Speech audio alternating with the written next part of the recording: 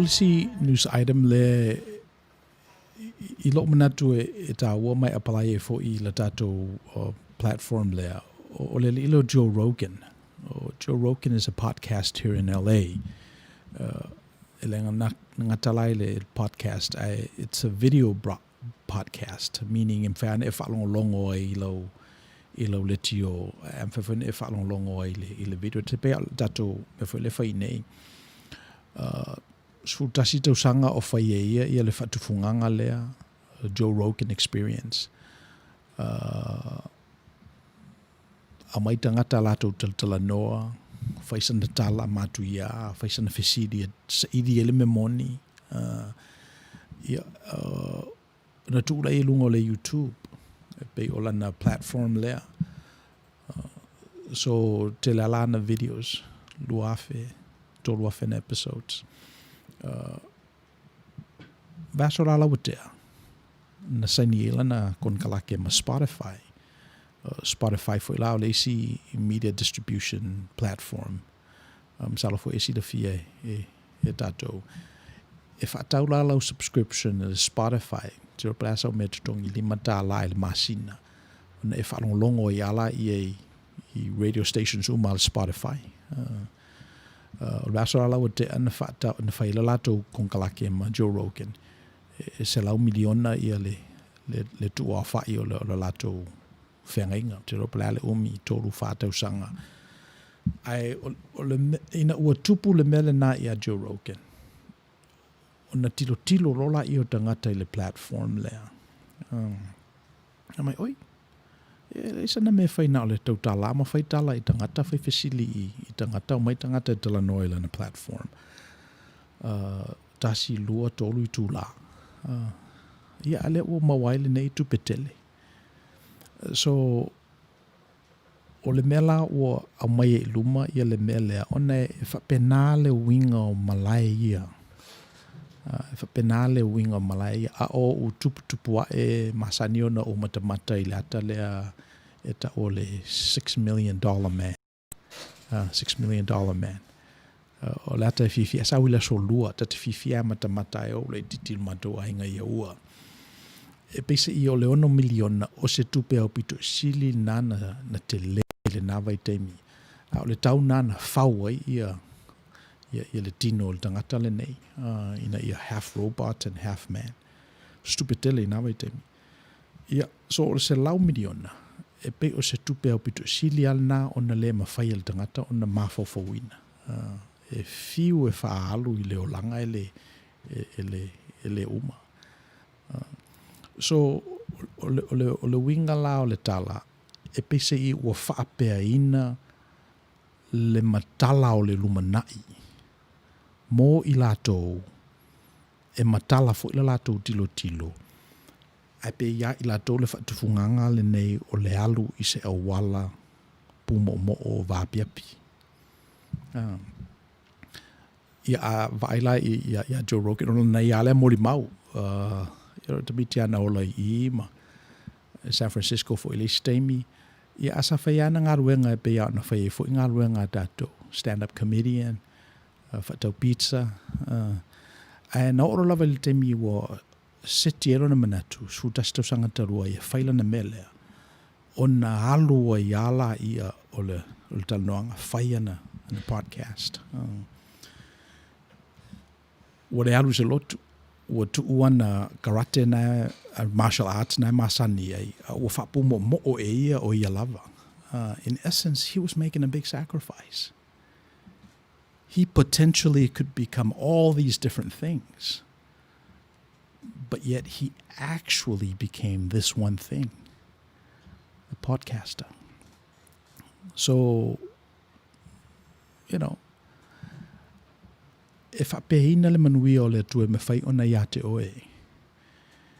Pe a e tangai I le angi o le matangi ma e pay attention I le mea o lo whai e le tua I le larolangi le nei. Pe a li lifa lo whaatufunganga I se o ngā ele pumo mo o whaatau waa e moli mauina ai le nofo le lei o tapulaa ia te oe. Ona whaatelele le tua o le mena. So, I like no mela. Spotify is a publicly traded company. Wa umana announced the deal there. Se lau miliona ave mo Joe Rogan. Also le value of the stock led by $1.7 billion. Also ilunga le value. Rona winga wa tele tangata wo mai whaatau le shares o le Spotify. Ona wala tau mautino o le tamale o Joe Rogan. E la o mai tangata I tutono. La o mai le audience le tutono. E le I maua le Spotify. Wa ite fo ilama mate ia investors te tele. O le subscription le I le Spotify. O le alu ilunga. Ai sea. Wa mo fans lava ia Joe Rogan. Lima tala al masina. It's not a big deal. Asa free I le YouTube. A le la tutongi nei. Now e yala tangata o le ato ulu mai lana valu miliona subscribers. O la ia tangata na lana mato wo na o le valvalau mai free e sa mato me tutongi le lunga le YouTube. O telefi mana tutongi se lima ta la le masina falongolongo ia na me. E tangata o le ale o le Spotify. But there'll be enough people that say, you know what? Kalo fai a Joe. Leva o leiloa si fai feau. Ia si fai mea si o ngai la na business. Ia na tutongi lai o lima tā lai le masina. A le winga o tala. Ua ave nei se lau miliona mojo. A le oso I runga le value o le Spotify. 1.7 billion. Within 23 minutes. Now after 48 hours, that value jumped to $5 billion. So wa ave se lau miliona tupele titi ia Joe e tutongi e le whenga inga lea. Ia e oso I runga le value o le Spotify. So o nai mea whapenala na o lo o tupu I le lalolangi, o lo o tupu I malae ia e le mamao tele ma malae ia tatou te masani ai. E le whau tatou nofo ai. O na whisiti leo tatou, pele e whapeaina e le winga o le manuia o le tuang. Pe o lo o le tatalaina ea le nei I loa mo tangata uma. Pe iei esina whatamanu e mana mialo ae ia ilunga. Is there a scaffolding that I need to ascend and escalate so that way I can be worthy of the blessing? Now, this is just one data point. This is just one example of stuff that happens every day. Different industries, different platforms, different skilling. Every time you buy something, you participate in that commercial enterprise.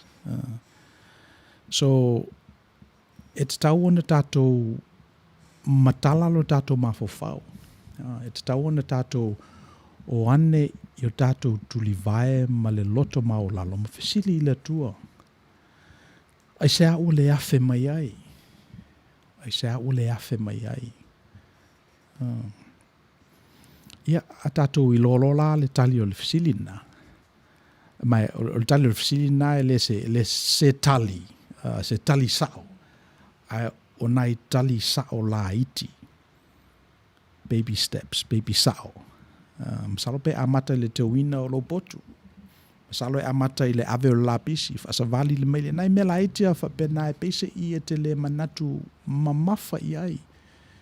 Peise I e te le manatu e iese feso ta inga o le usta I le na ma le usita ia o le finangalo o le tua. E te le o vaaya.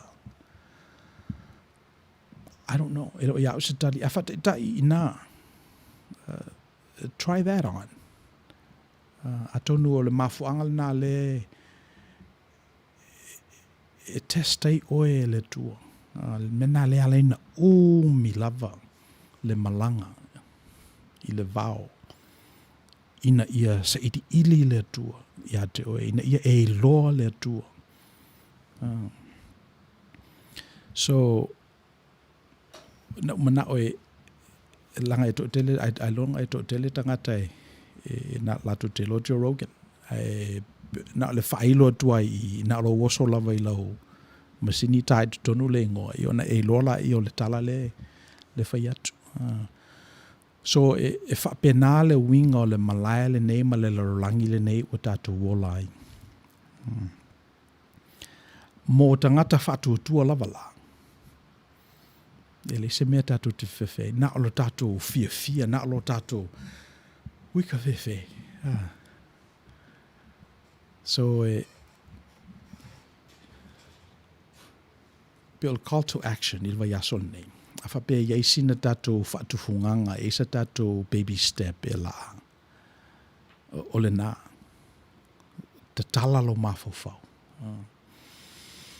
te mi ume te manava ile o ke sene yo mama e te tawana e mautinoa o lo ia ile tua I nei ma le tua e fina ngalo malie I le tangata fina ngalo malie I ate oe ma lo e ferua I malon DNA so ele se mela alai ona tao I tato e ni mea ele tupu ele ola pe tato te talitonu fo I ni tama I atua lato te le mawhai ona whai ni mea te tele wa e yaro manatu na iaile a ao le atua I le tama lea pe ona iaile a ao le atua I lo soi fua ma lo uola a paua le nei ia tato wha maoni pe sa ili I lona finangalo ia o tato te manatu o tato maua po ua ato toa fo ona tato le lei ia tato sa ili pea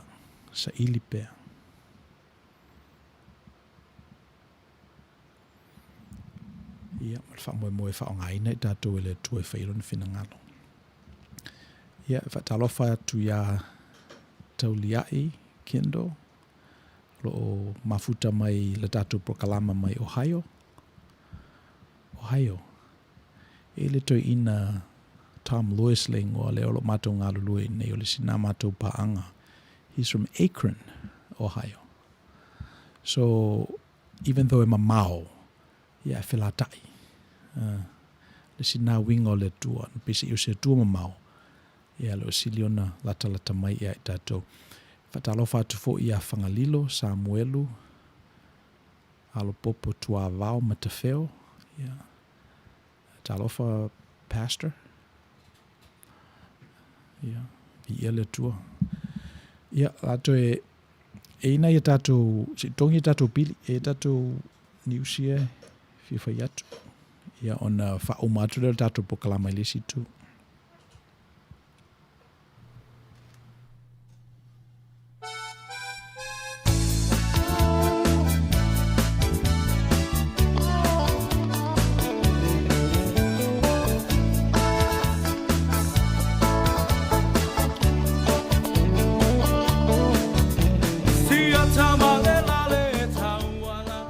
Sam. ia Ke lo oi. E mana ia fo I le vainga le tautua le arupio. E Taylor vainga ia. oi sole O asafa nau, o fai puiponga, ia o vainga mo fa pena. oi e fai uma la vai lato E o ia le la tautua, ia mena e mana ia fo tautua le vainga le. E ia fo ila ma le po avela e te fa tonu e fo ina le kamaholo size tu.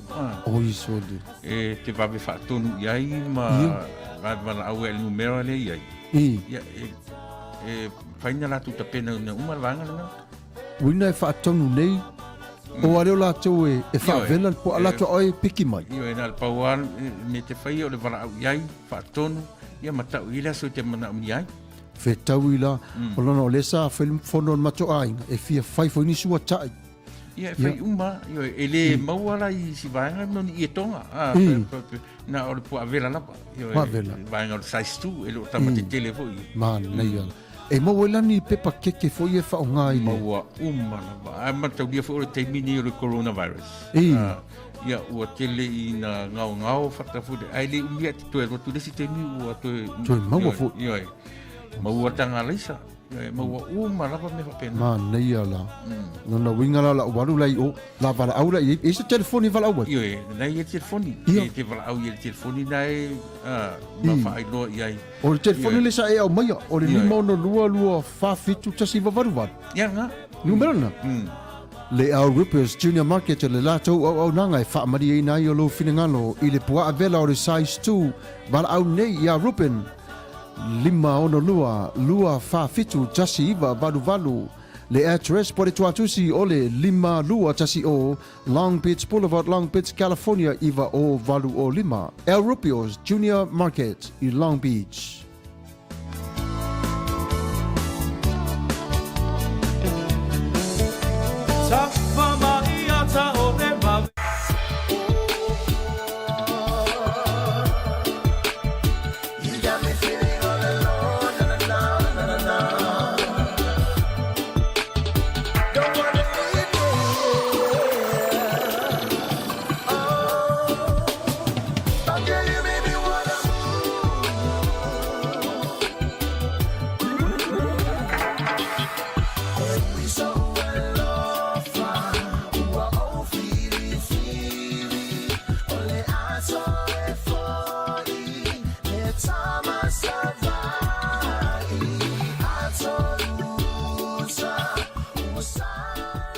Sons Protection, specialized in sound system reinforcement, sound system rentals, DJ services, backline rentals.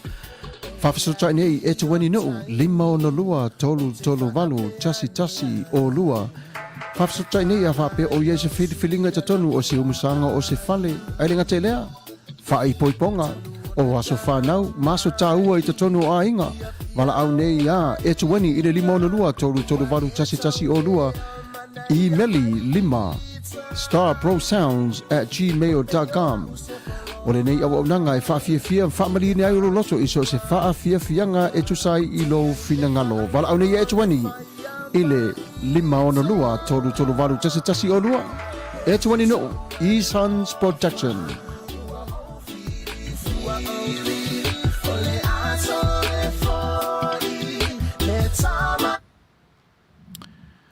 Ia male item muli la o le tatou current event.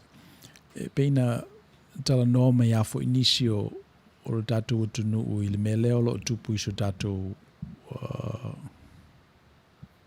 malo tasio Samoa. Pese i o lo o iei se tala noanga o lo o si i lunga lo na vevela. E tu sai ma le whaavai fo o le tunu. So ia o wharongongo ala ma o whapea oi ia tonu e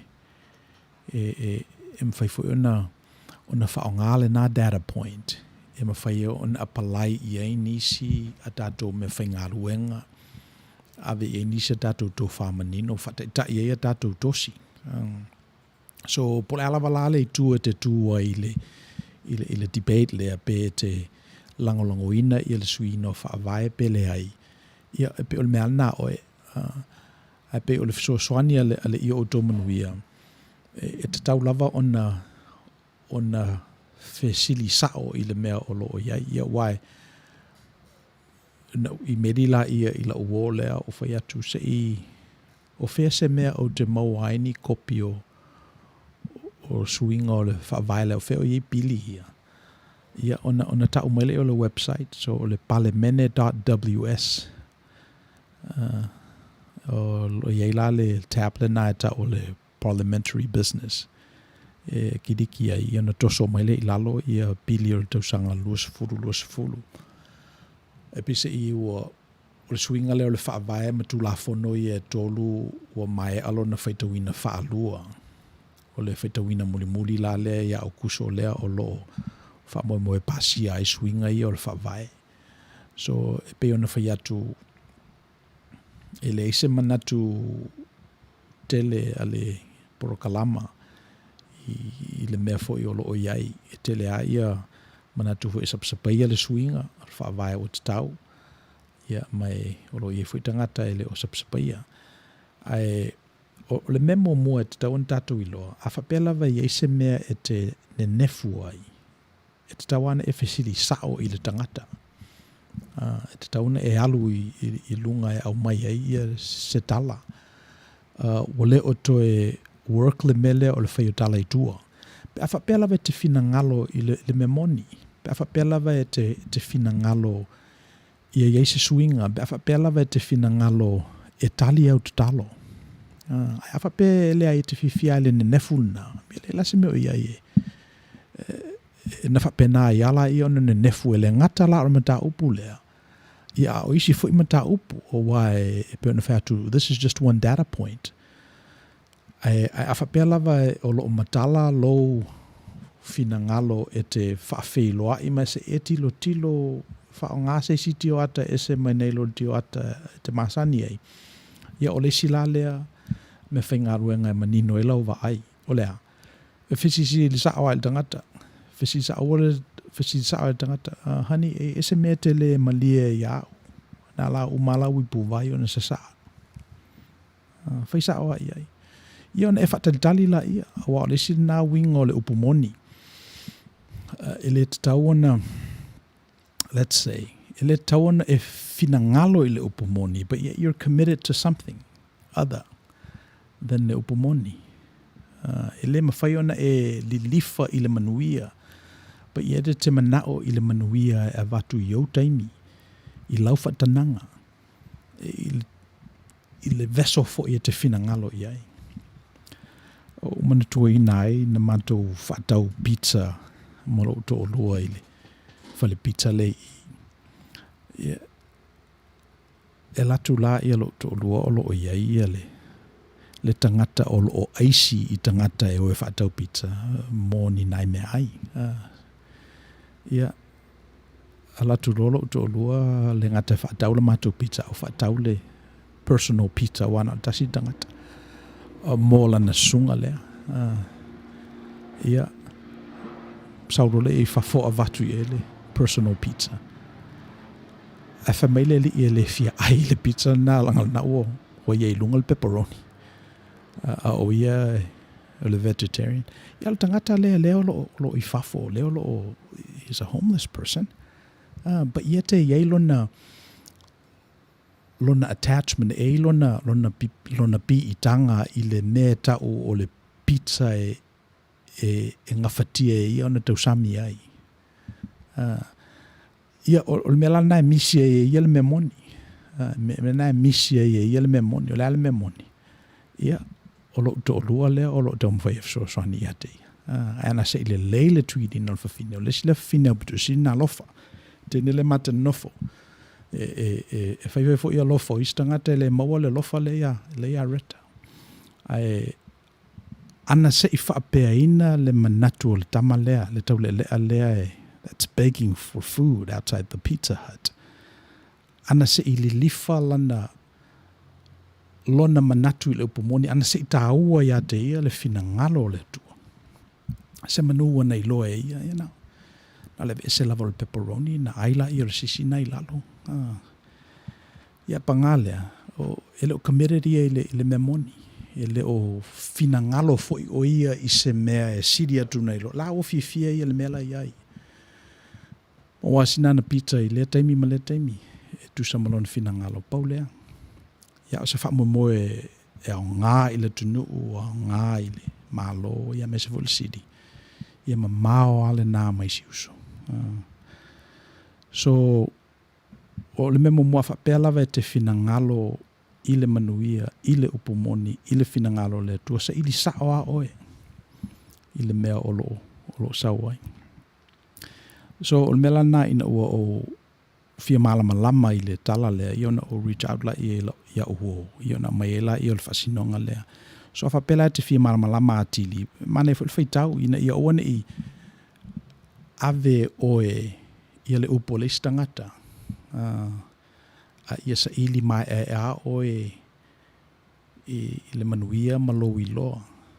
E le ngata lai le mata upu lea, ia mo mata upu umalava. E tau mai a te oe. Alu sao lava. A whape ese mea te le malia fo to wainga ia. Hani, ia pia whenwhai statala.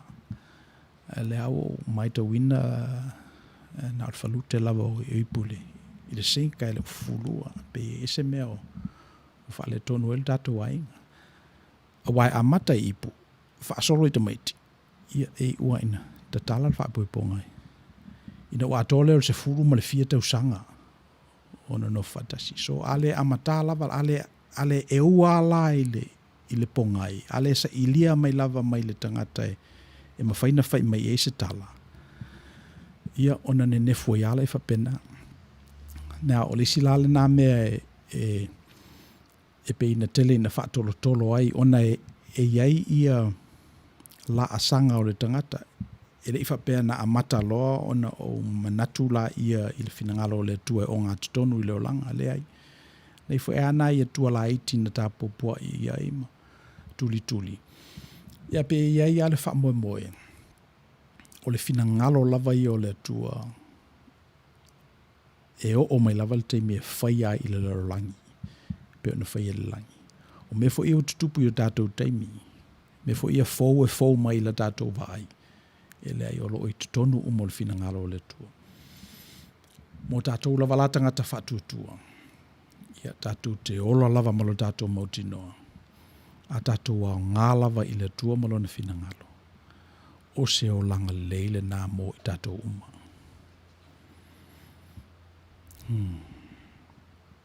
Ia o te manatu o le a whaangata i ia sa tātou fulasanga i le neiva yaso. Whatalofa atu ia malava alo niu. Ia me se fo i le to tele o i lātou o lo maua mai tātou prokalama i le neiva yaso mal whao poponga o le prokalama. A vea nei awa noe mamuri tele atuaila o whaaftai le tātou watunuu. Iso se mea o lo nopia i ai o tātou tangata. O no ngā ruenga ma whiao ma tiute. Ia po o wala au fo i le tua. I lau whi ngā ruenga i se mea o lo whatalo loa i ai. Ia o lau tatalo i alofa le tua i au ngāle nei prokalama. Whalau te lei nailo na manuia ma lo na finangalo i o tātou tangata ngālului. Ina ia whao ngā ina i pe i tātou e lo nā nganga. Ia le te mile nei ia manuia tele le whaasausau ngā le tātou atunuu. Ai fu se pati ua sala, po ua pa o papa fo i se whamatalanga po ua le tauta malii, ia se forasanga, ia whamangalo mai. Ia le te mile nei, o lo to o ona le nei o mispo wena Tagaloa, mai Outou Manuia.